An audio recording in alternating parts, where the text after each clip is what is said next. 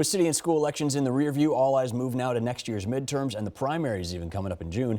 National Republicans are now running new digital ads in Iowa's 1st and 3rd congressional districts. Iowa's News Now State House reporter Skylar Talal has seen how races in other states are already starting to make impacts here.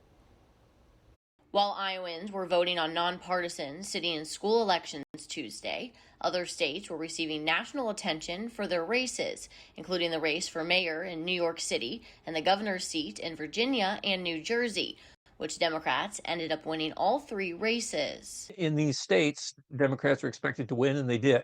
So it's not entirely something that really is going to be all that surprising. That politics is now bleeding into Iowa.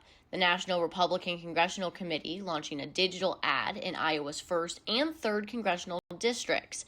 Emily Tuttle, a NRCC spokesperson, says Iowans will reject what they call Democrats' radical agenda, claiming their blueprint is to defund the police, abolish ICE, and replace common sense with chaos. This is the future House Democrats want. On the other hand, Democratic Congressional Campaign Committee spokesperson Katie Smith says Marionette Miller Meeks and Zach Nunn are running on skyrocketing costs, healthcare cuts, and instability for Iowa's farm economy, claiming those issues are on Iowans' minds and is why Miller Meeks and Nunn will lose next year.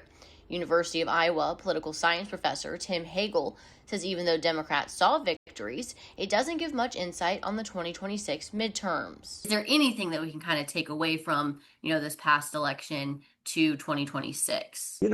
I don't think so, at least not a whole lot. I think there are probably going to be a lot of folks that are going to be looking at the tea leaves, and we'll see what happens as we kind of get past this and start looking towards the primaries that are coming up. I don't think that we've got any really telling signs at this point. In Des Moines, Skylar Talal reporting.